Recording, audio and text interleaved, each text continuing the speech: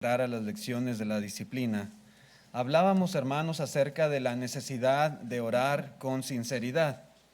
El Señor Jesús nos exhorta a no orar, dice Él, como los hipócritas, que solamente trataban de lucirse y de impresionar a las personas y aprovechaban los lugares públicos como las plazas, las esquinas, donde había concurrencia para orar ahí en voz alta y ser vistos de los hombres. También nos exhorta el Señor Jesús a no orar como los gentiles, que hacían uso de palabrerías y vanas repeticiones y pensaban que por sus muchas palabras iban a ser escuchados. Dice el Señor, no sean como ellos, no oren así. Y luego el Señor prosigue y nos muestra un modelo de oración. Es decir, un ejemplo diseñado para señalar las diferentes cosas que pudiéramos incluir también nosotros en nuestras oraciones.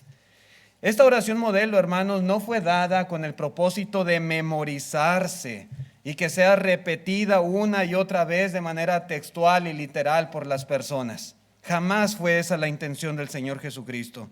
No hay evidencia de que el Señor lo hiciera. No hay evidencia de que los hermanos, los cristianos del primer siglo, repitieran o rezaran esta oración que muchos le llaman el Padre Nuestro. No fue la intención y no hay ejemplo de que esto sucediera. Su propósito, hermanos, como su nombre lo indica, simplemente era modelar nuestra forma de orar personal. El Señor quería indicarnos aquellas cosas que son muy importantes por las cuales debemos de orar y cómo pedirlas a nuestro Dios. El tema, hermanos, de esta lección es: vosotros pues oraréis así. Vosotros pues oraréis así, dice el Señor Jesús. ¿Cómo? Así como. Bueno, Él empieza describiendo ahí en Mateo capítulo 6, el versículo 9, hermanos, nos indica algo muy importante. El Señor empieza diciendo que esta oración tiene que ser dirigida al Padre Celestial. Él dice: vosotros pues oraréis así: Padre nuestro que estás en los cielos.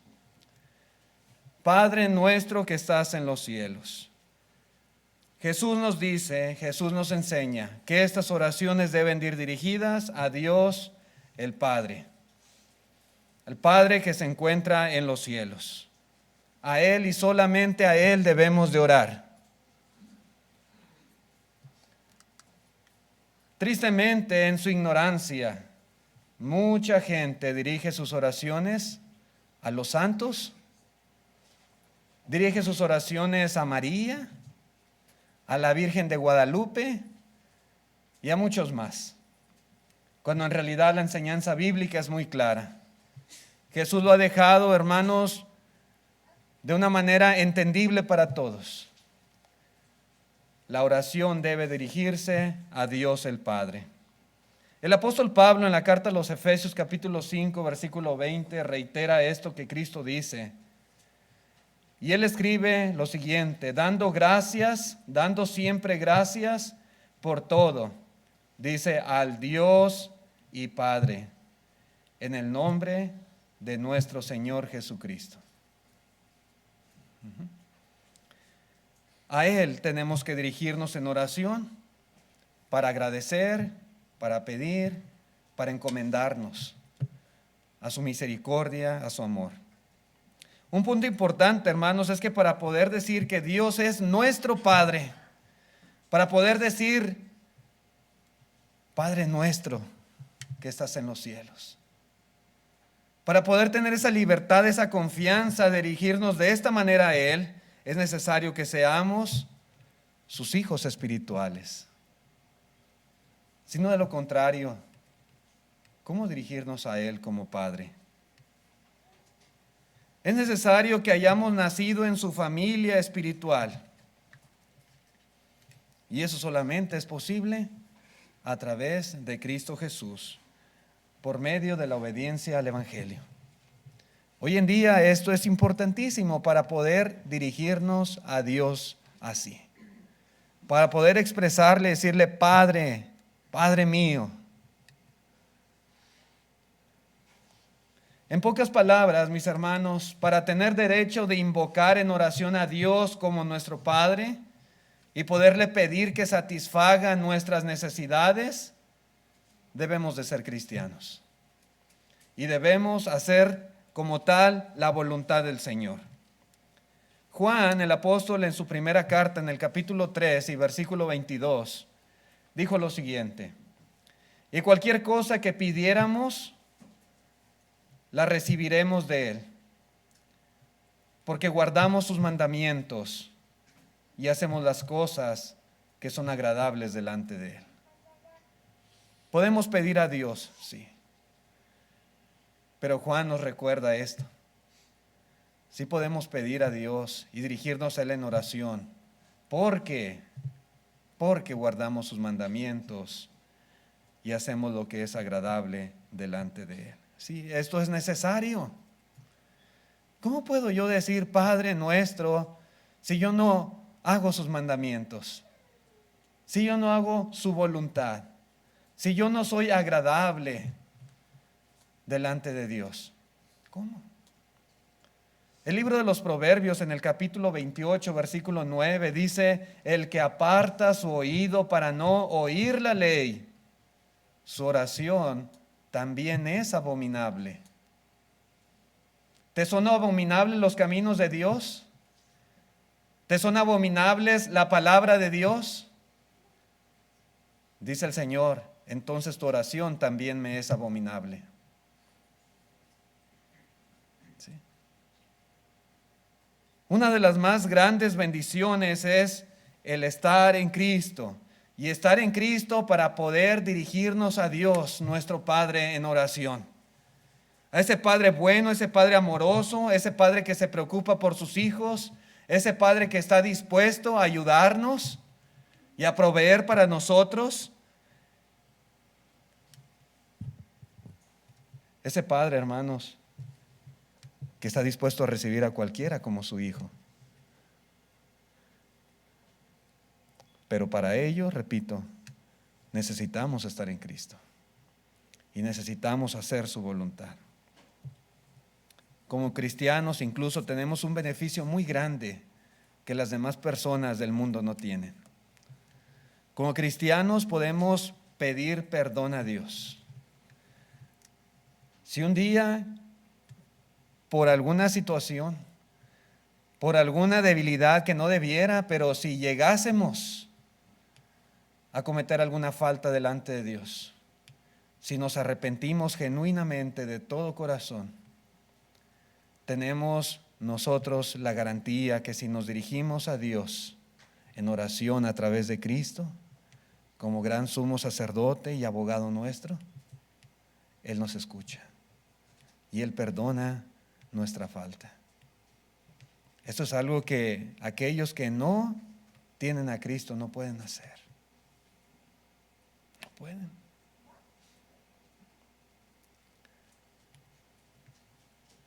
Así que, hermanos, es una gran bendición el poder ser llamados hijos de Dios y el tener esa certeza, esa seguridad de que estamos haciendo lo correcto delante de Él, y la oración es un privilegio exclusivo de los hijos de Dios.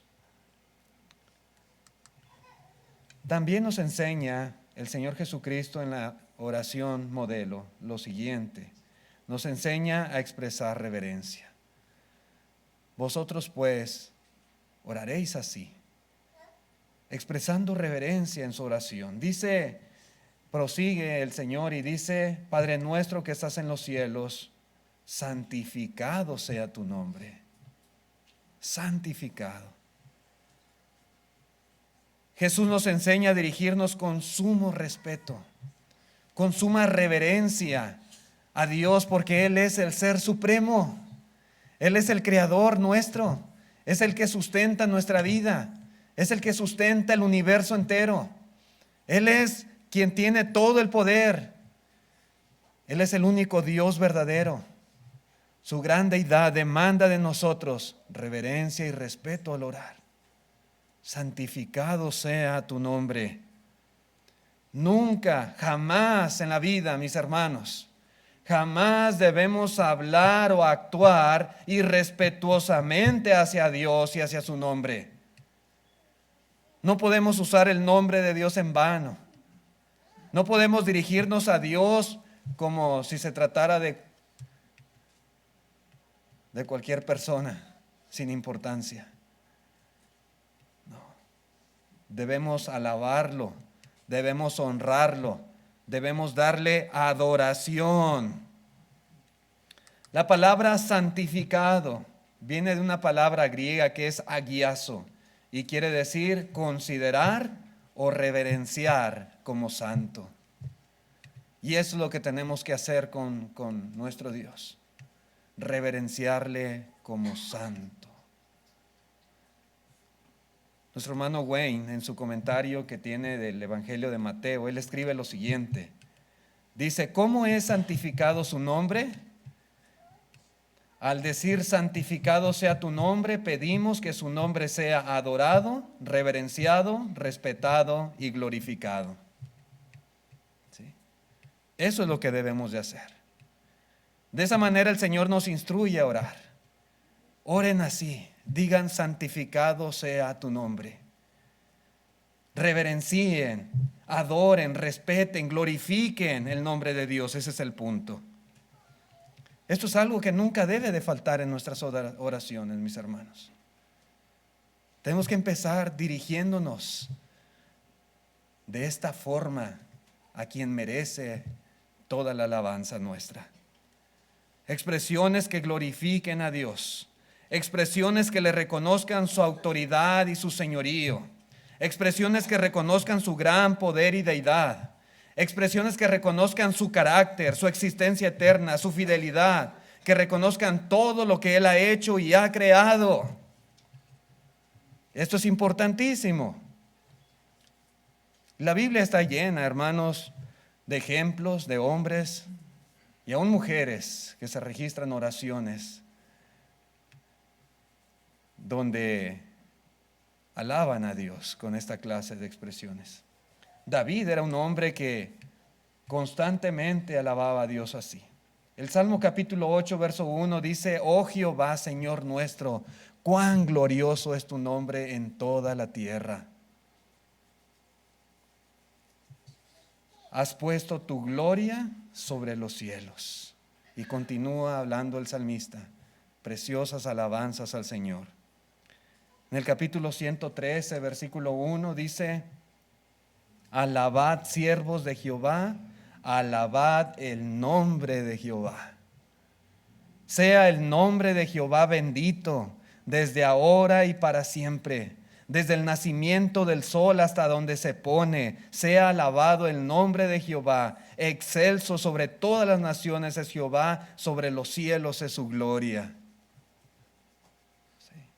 Hay que alabar el nombre de Dios. De esa manera tenemos que orar. Así lo ha enseñado nuestro Señor Jesucristo. ¿Qué más menciona Él en su oración modelo? Vosotros pues oraréis así. Y el Señor dice, pidiendo por el reino. Él menciona en Mateo capítulo 6, pero en el verso 10, lo siguiente. Dice, venga tu reino. Venga tu reino. ¿Por qué dijo el Señor eso? Yo espero que todos tengamos un entendimiento correcto. Y si alguien le pregunta a usted y le dice, hermano, ¿y por qué nosotros nunca decimos venga tu reino? Usted sepa dar una respuesta adecuada. Y si no, vamos viendo un poquito, no a detalle, pero así a grandes rasgos, ¿por qué nosotros no decimos en la oración venga tu reino? Cuando Jesús enseñó a orar a sus discípulos con esta oración modelo, una y otra vez encontramos textos referente a Juan el Bautista o el Señor Jesucristo que anunciaban y decían que el reino estaba cerca. Por ejemplo, allí en Marcos capítulo 1, versículo 14, dice, después que Juan fue encarcelado, Jesús vino a Galilea predicando el evangelio del reino de Dios, diciendo el tiempo se ha cumplido y el reino de Dios se ha acercado. arrepentíos y creed en el Evangelio. En los tiempos de Cristo Jesús, en los tiempos de Juan, cuando se predicaba a las personas y se les guiaba al arrepentimiento, esta era una de las cosas que se les enseñaba. El reino ya está cerca. ¿Sí? El reino se ha acercado. Arrepiéntanse, crean en el Evangelio. ¿Sí? En aquellos tiempos ya estaba cerca. Un reino, mis hermanos, es un pueblo sobre el cual gobierna un rey. ¿Sí? Un reino es un pueblo sobre el cual gobierna un rey. Dice, el reino se ha acercado. ¿Cuál es el reino de Dios que aún no llegaba y del cual se predicaba que estaba cerca ya? ¿Cuál es ese reino? ¿Cuál es ese pueblo sobre el cual iba a reinar un rey? ¿Cuál es ese reino mesiánico que aún los judíos esperaban tan ansiosamente? Aunque a veces algunos de ellos con un concepto equivocado. ¿Cuál era ese reino? De acuerdo con el profeta Daniel, mis hermanos, ahí en el capítulo 2, ese reino vendría y vendría en el tiempo del imperio romano. Cuando ese imperio gobernara en el mundo, es que iba Dios a levantar ese reino que jamás iba a ser destruido. Sí. En aquel sueño que interpreta Daniel, había 4 reinos ahí en aquella imagen, en aquella estatua. El reino babilónico, los medopersas, los griegos y el 4.º reino, hermanos, que iba a ser fuerte como hierro. En los días de esos reyes llamados Césares que iban a gobernar el mundo, en esos días es que iba a venir ese reino que había sido profetizado. En el capítulo 2, versículo 44 dice, y en los días de estos reyes, el Dios del cielo levantará un reino que no será jamás destruido, ni será el reino dejado a otro pueblo. Desmenuzará y consumirá a todos estos reinos, pero él permanecerá para siempre. En los días del 4.º reino, y ese 4.º reino era el imperio romano. Sumamente fuerte, poderoso, que dominó a muchos pueblos, mucho territorio. Donde las armas de hierro era algo que caracterizaba ese imperio. En esos días es que el reino de Dios iba a venir. El Señor Jesús, hermanos, dijo también a sus discípulos que el reino vendría antes de que algunos de ellos gustaran la muerte. Allá en Marcos capítulo 9, versículo 1, dice la Escritura, también les dijo, de cierto os digo que hay algunos de los que están aquí que no gustarán la muerte hasta que hayan visto el reino de Dios venido con poder. ¿Sí? En los días del Señor Jesucristo, había personas, había discípulos suyos que iban a ver con sus propios ojos el establecimiento del reino.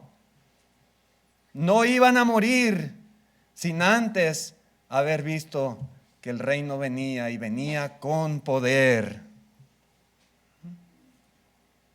¿Hace cuánto tiempo fue eso? ¿Hace cuánto que ellos ya murieron? ¿Sí? En el día del Pentecostés, hermanos, en la ciudad de Jerusalén, la Escritura nos enseña cómo el Espíritu Santo viene con poder. Y viene sobre los apóstoles. Y el Señor Jesucristo ya les había anticipado antes de subir al cielo. Él les deja muy en claro esto que iba a pasar. Ahí en el libro de los Hechos, capítulo 1, versículo 8, dice: pero recibiréis poder cuando haya venido sobre vosotros el Espíritu Santo, y me seréis testigos en Jerusalén, en toda Judea, en Samaria y hasta lo último de la tierra. Y ahí estaba ese pueblo. Ahora iba a haber un nuevo pueblo sobre el cual iba a reinar Dios. Ese es el reino, eso es un reino básicamente. Y los apóstoles iban a recibir poder del Espíritu Santo. E iban a predicar el Evangelio. Iban a hacer señales y prodigios. E iban a confirmar esa palabra predicada a través de ese gran poder que iban a recibir del Espíritu Santo. Continúa en el capítulo 2 esta narración y nos dice en el versículo 1: cuando llegó el día del Pentecostés estaban todos unánimes juntos, y de repente vino del cielo un estruendo como de un viento recio que soplaba, el cual llenó toda la casa donde estaban sentados, y se les aparecieron lenguas repartidas como de fuego, asentándose sobre cada uno de ellos, y fueron llenos del Espíritu Santo y comenzaron a hablar en otras lenguas según el Espíritu les daba que hablasen. En realidad ellos no tenían educación, no eran políglotas, ellos no dominaban diferentes idiomas, pero milagrosamente recibieron poder del Espíritu Santo, de manera que ahí todos se maravillaban de oír hablar a estos hombres las maravillas de Dios. Y el Espíritu Santo viene con poder sobre los apóstoles en aquella ocasión, ahí estando reunidos en aquel lugar, en el aposento. Y dice la Escritura que comenzaron a predicar la palabra de Dios, aquella gran multitud que estaba ahí por causa de las fiestas del Pentecostés. Y dice también la palabra de Dios que por boca de los apóstoles, los que oyeron, creyeron, y muchos de ellos fueron bautizados. Como 3,000 personas fueron añadidas a la iglesia. El Señor ya le había dicho a Pedro: y a ti te daré las llaves del reino. Las llaves del reino. Las llaves, hermanos, son el poder, la potestad, la facultad de poder abrir una puerta. A través de la predicación del Evangelio es que Pedro pudo abrir las puertas por primera vez del reino, y como 3,000 personas fueron añadidas en aquella ocasión. Dice ahí en el capítulo 2, versículo 40: y con muchas palabras testificaba y les exhortaba diciendo: sed salvos de esa perversa generación, decía el apóstol Pedro. Así que los que recibieron su palabra fueron bautizados y se añadieron aquel día como 3,000 personas. Y aquí comienza el nuevo pueblo de Dios, el reinado de Cristo Jesús en su pueblo.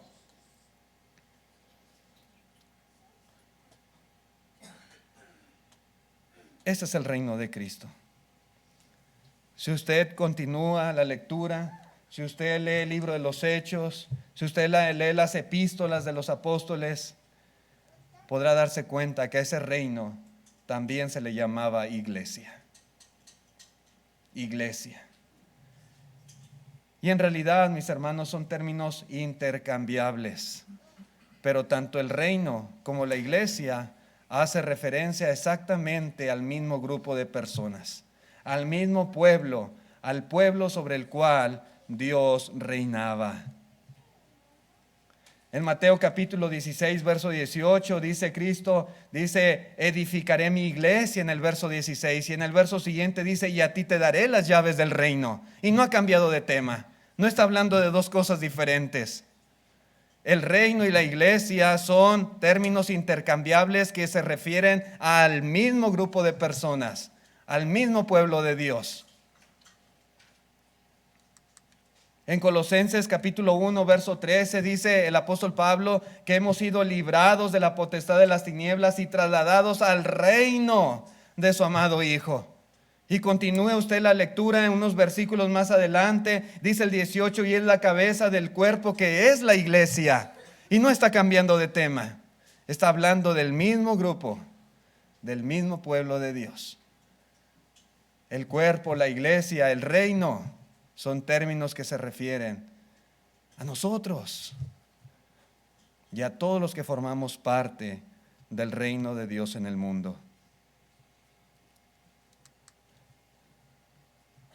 El Señor Jesucristo, cuando participó de la Pascua con sus discípulos, en los evangelios, si usted lee Lucas, por ejemplo, en Lucas capítulo 22, verso 16 al 18, Jesús dijo que no comería ni bebería más del pan y del fruto de la vid hasta que viniera el reino de Dios. Hasta entonces. Y cuando habla de comer y de beber, no quiere decir literalmente que el Señor iba a estar aquí en carne y hueso comiendo y bebiendo. Está hablando de tener comunión. Sí, tener comunión con nosotros. Sí, mis hermanos. El Señor Jesucristo instituyó aquí la cena del Señor, la cual se iba a estar efectuando cada primer día de la semana en el reino de Cristo, que es su iglesia. Y cuando nosotros, como el día de hoy, participamos del pan y del fruto de la vid, el Señor está comiendo y bebiendo con nosotros en el reino. Él está teniendo comunión con nosotros y nosotros con Él. Y era precisamente lo que los apóstoles hacían, dar instrucciones a las iglesias de participar de ese mandamiento, como ahí en la primera de los Corintios 11, 23 en adelante. Pablo les instruye de la manera que él había recibido, él estaba enseñando. Sí. Pero dijo el Señor, hasta que venga el reino, volveré a comer y a beber con ustedes. Y el Señor, hermanos, hablaba de la Santa Cena, la cual, desde allá en Jerusalén, ¿verdad?, los hermanos perseveraban en el partimiento del pan. Ese es el reino de Cristo Jesús. En Hebreos capítulo 12, verso 28, dice ahí la escritura que los cristianos hemos recibido un reino inconmovible. ¿Sí? Un reino. No es que no ha sido establecido el reino, no es que no ha venido el reino. Desde aquellos tiempos dice eso la escritura. El apóstol Juan, cuando escribe el Apocalipsis, dice que él era copartícipe de los hermanos entre muchas cosas, dice en el reino, compartícipe vuestro en el reino. El reino fue establecido desde entonces, mis hermanos. El reino que anhelaban los judíos vino. Jesucristo, el Mesías anunciado, Él le vino a establecer su reino. Y el reino comenzó a ser desde el año 33 ahí en Jerusalén. Hechos capítulo 2. Y de ahí en adelante, hermanos, el reino ha estado aquí en la tierra. Así que será correcto orar hoy para que venga el reino de Cristo. Podemos en nuestras oraciones decir, Señor, venga tu reino, siendo que estamos ya en el reino. No, hermanos, ya no es lo correcto decir, venga tu reino. Cuando el Señor enseñó a sus discípulos a orar, el reino aún no venía, el reino estaba cerca, muy cerca, pero todavía no. Por eso dice, oren así, venga tu reino.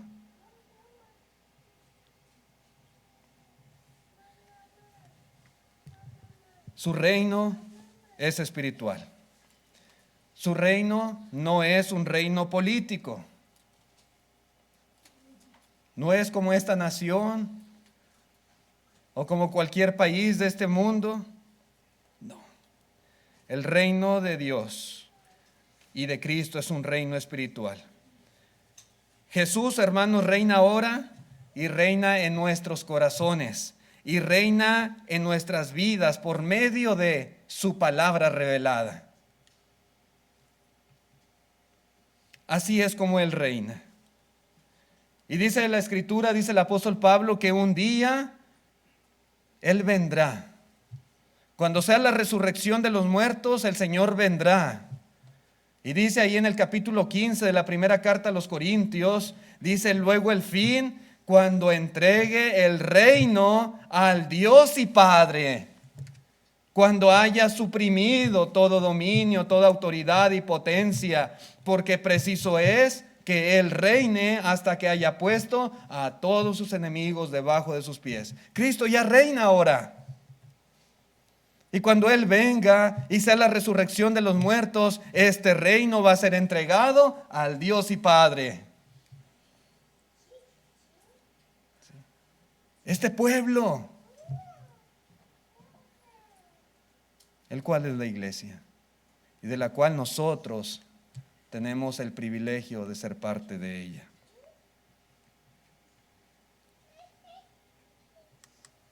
¿Debemos orar por el reino? Sí, por supuesto que sí. No para que venga, porque el reino ya vino, como hemos visto.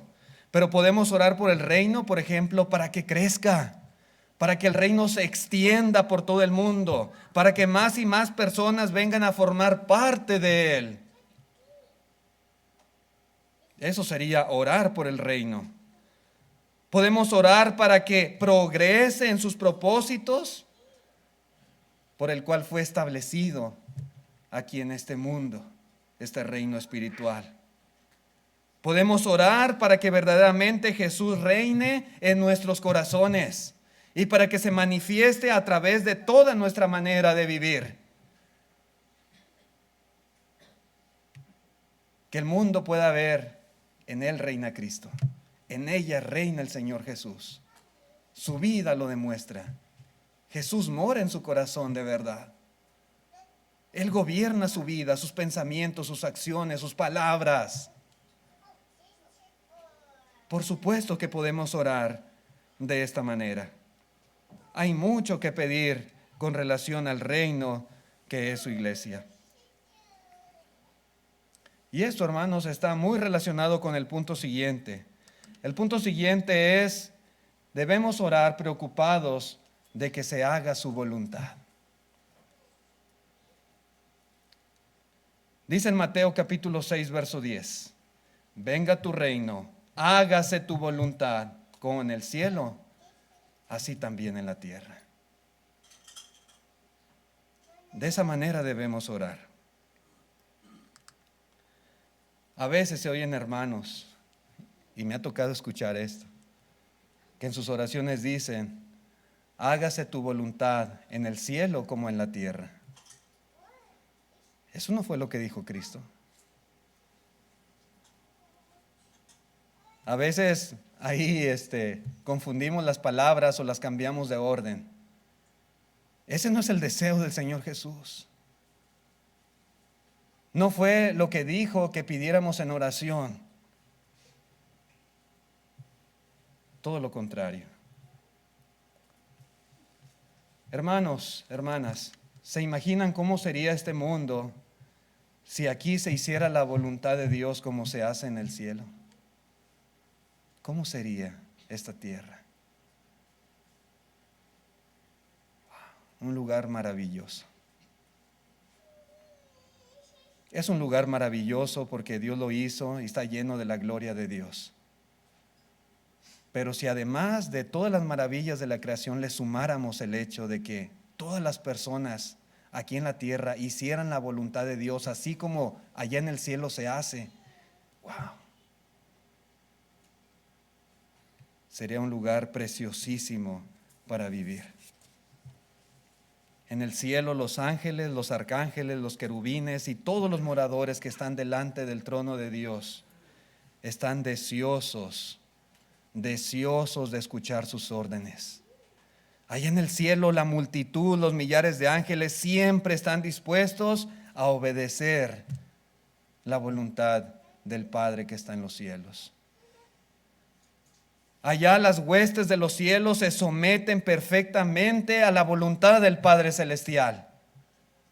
Allá no hay renuentes, allá no hay negligentes, allá no hay rebeldes, allá no hay quien desafíe la voluntad de Dios. ¿No sería maravilloso si la voluntad de Dios fuera obedecida así, de esta manera aquí en la tierra? Sí, sería muy maravilloso. Dice el Señor, oren de esa manera, oren así. Los seres humanos fuimos creados con libre albedrío y lamentablemente millones de personas han escogido, han optado por pecar. Y como resultado, la tierra en términos generales es un lugar dominado por el pecado y la maldad. Hay violencia, la tierra está llena de violencia. En Ucrania, la gente está muriendo por la guerra. Es más, ayer veíamos en un partido de fútbol como la gente se metía al estadio y se golpeaban y con palos y con fierros y una cosa tremenda. A todos los niveles y en todos los estatus sociales hay pecado, hay maldad, hay violencia. Así que mis hermanos, debemos de orar y también trabajar para que sea quitada de la vida de toda la humanidad el pecado, la rebelión, la maldad. Y tenemos que comenzar por nosotros mismos. Hágase tu voluntad en la tierra como en el cielo.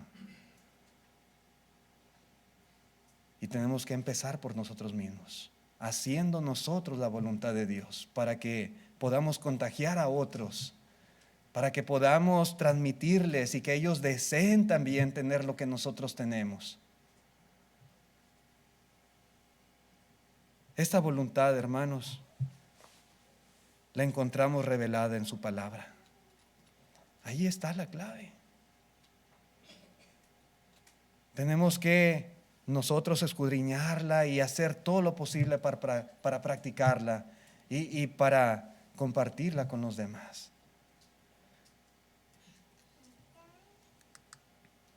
Con demasiada frecuencia oramos y oramos esperando que sea Dios el que se someta a nuestra voluntad. Dios, aquí está mi lista de peticiones. Quiero esto y esto y esto y esto y esto. Sométete a mi voluntad. Y muy poco es lo que nosotros oramos diciéndole a Dios que deseamos estar dispuestos a aceptar y obedecer la voluntad de Él. A veces poco es lo que decimos así. Poco doblegamos nuestra voluntad a la del Señor. Así que debemos de orar, hermanos, y debemos recordar esta necesidad imperante que el Señor nos dice, oren así de esta manera. Y no solamente orar, como decía, tenemos que animar a todas las personas en todas partes, también a que ellos obedezcan los mandamientos de Dios. En Mateo 28, verso 19, dijo el Señor, id y haced discípulos. Tenemos que animar a las personas a que también ellos vengan a ser discípulos de Jesús. A todas las naciones, bautizándolos en el nombre del Padre, del Hijo y del Espíritu Santo. Y dice el 20, enseñándoles que guarden todas las cosas que os he mandado, para que se pueda hacer la voluntad de Dios en la tierra, de la misma manera que los ángeles lo hacen en el cielo. Necesitamos cumplir con esta comisión y enseñarle a las personas cómo se cumple la voluntad del Padre Celestial. Dice Cristo, y he aquí estoy con vosotros todos los días hasta el fin del mundo. Amén. Así que, hermanos, tenemos mucho que hacer al respecto. Tenemos que orar y tenemos que contribuir con nuestras acciones para que la voluntad de Dios se pueda hacer aquí en la tierra. Y continúa, hermanos, el Señor enseñándonos cómo orar. Vosotros pues oraréis así. Y otra cosa que podemos ver en lo siguiente es la sensatez con la cual debemos de orar. Lo voy a dejar para la próxima lección, hermanos, porque el tiempo se ha terminado y todavía faltan varios puntos para verlos más detenidamente y no a las carreras. Pero vamos dejando aquí, hermanos, el tema de esta tarde, esperando que esto que vimos, pues lo llevemos en nuestras mentes y lo apliquemos en nuestras oraciones. Dios les bendiga, gracias por su atención. Vamos a estar de pie los que puedan para cantar el himno de invitación.